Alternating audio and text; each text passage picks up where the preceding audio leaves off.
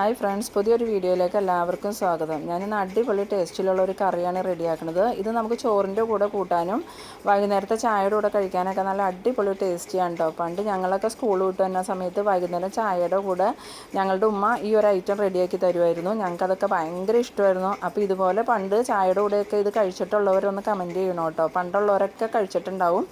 നല്ല ടേസ്റ്റിയാണ്. ഇത് നമുക്ക് ചോറിൻ്റെ കൂടെ കൂട്ടാനും നല്ലതാണ്. അപ്പോൾ നിങ്ങളെൻ്റെ വീഡിയോ ആദ്യമായി കാണുന്നവരാണെങ്കിൽ ചാനലൊന്ന് സബ്സ്ക്രൈബ് ചെയ്യാനും ഇഷ്ടമായാൽ ലൈക്ക് ചെയ്യാനും മറക്കരുത്. ഇത് റെഡിയാക്കാൻ വേണ്ടി ഞാനിവിടെ മീഡിയം വലിപ്പത്തിലുള്ളൊരു കപ്പ ചെറുതായി കട്ട് ചെയ്തെടുത്തിട്ടുണ്ട്. ഇനി നമുക്കിതിലേക്ക് ആവശ്യമുള്ളത് ചെറുപയറാണ്. അതിനുവേണ്ടി ഞാനൊരു 100 ഗ്രാമോളം ചെറുപയർ 8 മണിക്കൂർ കുതിർത്തി എടുത്തിട്ടുണ്ട്. നമ്മൾ ചെറുപയർ നല്ലോണം കുതിർത്തി എടുക്കണം, എന്നാലേ പെട്ടെന്ന് വെന്ത് കിട്ടുള്ളൂ. ഇനി നമ്മൾ കപ്പ ഒരു ചട്ടിയിലോട്ട് ഇട്ട് കൊടുക്കുന്നുണ്ട്. ഞാനിവിടെ കുക്കറിലൊന്നും അല്ലാട്ടോ ഇത് റെഡിയാക്കണത്, ചട്ടിയിൽ തന്നെയാണ് റെഡിയാക്കണത്. നിങ്ങൾക്ക് വേണമെന്നുണ്ടെങ്കിൽ കുക്കറിൽ റെഡിയാക്കാം, പക്ഷേ ടേസ്റ്റ് കൂടുതൽ ചട്ടിയിലായിരിക്കും. ഇനി ഇതിലേക്ക് ആവശ്യത്തിനുള്ള വെള്ളം ഒഴിച്ചു കൊടുത്തിട്ടുണ്ട്. ഇനി ഒരു 1/2 സ്പൂൺ മഞ്ഞൾപ്പൊടി ഇട്ട് കൊടുക്കാം. പിന്നെ ആവശ്യത്തിനുള്ള ഉപ്പും കൂടി ഇട്ട് കൊടുക്കാം. ഉപ്പ് നിങ്ങൾ നോക്കിയിട്ട് രണ്ടാമത് വേണമെങ്കിൽ ചേർത്ത് കൊടുത്താൽ മതി. ആദ്യം തന്നെ ഒരുപാട് ഉപ്പ് അങ്ങോട്ട് ചേർത്ത് കൊടുക്കണ്ട. ഇപ്പോൾ നമ്മൾ പയർ കപ്പയുടെ ഒപ്പം തന്നെ അടപ്പത്ത് വെക്കുന്നില്ല. കപ്പ പകുതി ഒന്ന് വെന്തതിന് ശേഷം മാത്രമേ പയർ ചേർക്കുന്നുള്ളൂ, അല്ലെങ്കിൽ പയർ പെട്ടെന്ന് വെന്ത് പോവും. ഇപ്പോൾ നമ്മളുടെ കപ്പ അത്യാവശ്യം ഒന്ന് വെന്തിട്ടുണ്ട്, പകുതിയോളം വെന്തിട്ടുണ്ട് കേട്ടോ. ഇപ്പോൾ നമുക്കിനി ചെറുപയർ ചേർത്ത് കൊടുക്കാം. നിങ്ങൾ കുക്കറിലൊക്കെയാണ് ഇത് റെഡിയാക്കണമെങ്കിൽ കപ്പയും പയറും ഒരുമിച്ചിട്ട് ഒരൊറ്റ വിസിലടിച്ചാൽ മതി. അപ്പോഴേക്ക് നന്നായിട്ട് വെന്ത് കിട്ടും. ഇപ്പോൾ നമ്മൾ ചട്ടിയിലായതുകൊണ്ട് പകുതി വെന്തതിന് ശേഷം നമുക്ക് ചെറുപയർ ചേർത്ത് കൊടുക്കാം. അപ്പോൾ ചെറുപയറും കൂടി വേവുമ്പോഴേക്കും കപ്പയൊക്കെ നല്ലോണം വെന്ത് കിട്ടും കേട്ടോ. അല്ലെങ്കിൽ നമ്മൾ കപ്പയും ചെറുപയറും ഒരുമിച്ച് അടുപ്പത്ത് വെച്ചാൽ ചെറുപയർ ഉടഞ്ഞു പോവും. ഇത് വേവുമ്പോഴേക്കും നമുക്കിതിലേക്ക് ആവശ്യമുള്ള അരപ്പ് റെഡിയാക്കി എടുക്കാം. അതിനുവേണ്ടി ഞാനിവിടെ അരമുറി തേങ്ങ എടുത്തിട്ടുണ്ട്. പിന്നെ കുറച്ച് ചെറിയ ഉള്ളി, 2 പച്ചമുളക്, കുറച്ച് നല്ല ജീരകവും 4 അല്ലി കറിവേപ്പില എടുത്തിട്ടുണ്ട്. ഇത് നല്ലോണം ഒന്ന് അരച്ചെടുക്കാം. നമ്മൾ അരയ്ക്കുമ്പോൾ ഈ ഒരു പാകത്തിൽ അരച്ചെടുത്താൽ മതി. ഒരുപാട് വെള്ളത്തിലൊന്നും അരച്ചെടുക്കരുത്, ഈ ഒരു പാകത്തിൽ അരച്ചെടുക്കാവുള്ളൂ. ഇനി നമ്മളുടെ കപ്പയും പയറും ഇവിടെ അത്യാവശ്യം വെന്തിട്ടുണ്ട്. ഇപ്പോൾ ഇതിൽ കുറച്ച് വെള്ളമുണ്ട്. ഈ വെള്ളം ഒന്ന് വറ്റി ഒന്നും കൂടി ഒന്ന് വേവാൻ വേണ്ടി നമുക്ക് വെയിറ്റ് ചെയ്യാം. ഒരു 2 മിനിറ്റും കൂടി വെന്താൽ മതി. അപ്പോഴേക്കും ഇതിൻ്റെ വെള്ളമൊക്കെ നല്ലോണം വറ്റി കിട്ടും. അപ്പോൾ പയറൊക്കെ ഒന്നും കൂടി ഒന്നങ്ങോട്ട് വെന്തും കിട്ടും.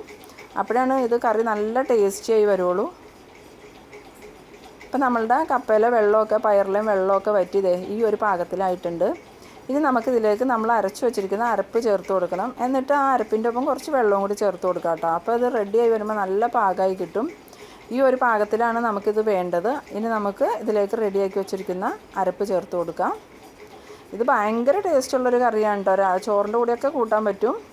അപ്പോൾ നമ്മൾ അരപ്പും വെള്ളവും കൂടി ചേർത്ത് കൊടുത്തിട്ടുണ്ട്. ഇനി ഇത് നല്ലോണം ഒന്ന് തിളയ്ക്കണ വരെ നമുക്കൊന്ന് വെയിറ്റ് ചെയ്യണം. നല്ലോണം ഇളക്കി കൊടുക്കാം കേട്ടോ. അപ്പോൾ നമ്മളിത് ഒരു കുറുകിയ പാകത്തിലാണ് എടുക്കണത്. അപ്പോൾ ഇത് തണുത്ത് കഴിയുമ്പോൾ കുറച്ചും കൂടി ഒന്ന് തിക്കായി കിട്ടുന്ന പാകത്തിലാണ് കേട്ടോ നമ്മളിത് റെഡിയാക്കണം. അപ്പോൾ നമുക്കിത് ചോറിൻ്റെ കൂടെ കൂട്ടാനും നല്ലതാണ്. അതുപോലെ വൈകുന്നേരം ചായക്ക് കടിയൊന്നും ഇല്ലെങ്കിൽ ഇതുപോലെ റെഡിയാക്കി ഞങ്ങളൊക്കെ പണ്ട് കഴിക്കുമായിരുന്നു.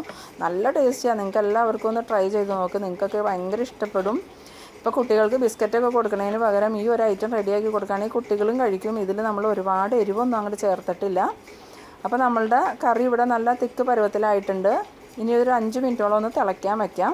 അപ്പോൾ നമ്മളുടെ കറി ഇവിടെ നല്ലോണം തിളച്ചിട്ടുണ്ട് കേട്ടോ. തിളച്ചപ്പോൾ ഇപ്പോൾ ഈ ഒരു പാകത്തിലായി കിട്ടിയിട്ടുണ്ട്. ഒരു 2 മിനിറ്റ് തിളച്ച് കഴിയുമ്പോഴത്തേക്കും ഒന്നും കൂടി ഒന്ന് കുറുകി കിട്ടും. പിന്നെ നമ്മളുടെ കറി തണുക്കണതിനനുസരിച്ച് കുറച്ചും കൂടി ഒന്ന് കുറുകി വരും കേട്ടോ. അപ്പോൾ നമ്മളുടെ കറി ഇവിടെ നല്ലോണം തന്നെ തിളച്ച് റെഡി ആയിട്ടുണ്ട്. ഇനി നമുക്ക് സ്റ്റൗ ഓഫ് ചെയ്യാം. ഇനി ഇത് തണുക്കണതിനനുസരിച്ച് കുറുകി വരുന്നതുകൊണ്ട് തന്നെ ഇപ്പോൾ ഈ ഒരു ചാറിൽ നമുക്കിത് വാങ്ങി വയ്ക്കാൻ പറ്റും. ഒരുപാട് അങ്ങോട്ട് വെള്ളം വറ്റിക്കുകയൊന്നും വേണ്ട. നമുക്ക് സ്റ്റൗ ഓഫ് ചെയ്തിട്ട് ഇതൊന്ന് ഇറക്കി വയ്ക്കാം. അപ്പോൾ നിങ്ങൾ എൻ്റെ വീഡിയോ ആദ്യമായി കാണുന്നവരാണെങ്കിൽ എൻ്റെ ചാനലൊന്ന് സബ്സ്ക്രൈബ് ചെയ്യാനും എൻ്റെ വീഡിയോസിൻ്റെ എല്ലാം നോട്ടിഫിക്കേഷൻ കൃത്യമായി കിട്ടുന്നതിന് വേണ്ടി സൈഡിൽ കാണുന്ന ബെൽ ബട്ടൺ ക്ലിക്ക് ചെയ്യാനും എൻ്റെ വീഡിയോ നിങ്ങൾക്ക് ഇഷ്ടമായാൽ ലൈക്ക് ചെയ്യാനും കൂടാതെ നിങ്ങളുടെ ഫ്രണ്ട്സിനും റിലേറ്റീവ്സിനൊക്കെ ഈ വീഡിയോ ഒന്ന് ഷെയർ ചെയ്ത് കൊടുക്കാനും മറക്കരുത് കേട്ടോ. ഇപ്പോൾ നമ്മളുടെ കറി നമ്മളിവിടെ വാങ്ങി വെച്ചിട്ടുണ്ട്. ഇനി ഇത് ഒന്ന് കടുക് വറുക്കണം. അതിനുവേണ്ടി ഞാനിവിടെ ഒരു ചട്ടി അടുപ്പത്ത് വെച്ച് ചൂടായതിലേക്ക് എണ്ണ ഒഴിച്ച് കൊടുക്കുന്നുണ്ട്. ഇനി ഇതിലേക്ക് നമുക്ക് 1 സ്പൂൺ നിറച്ചും കടുകിട്ട് കൊടുക്കാം.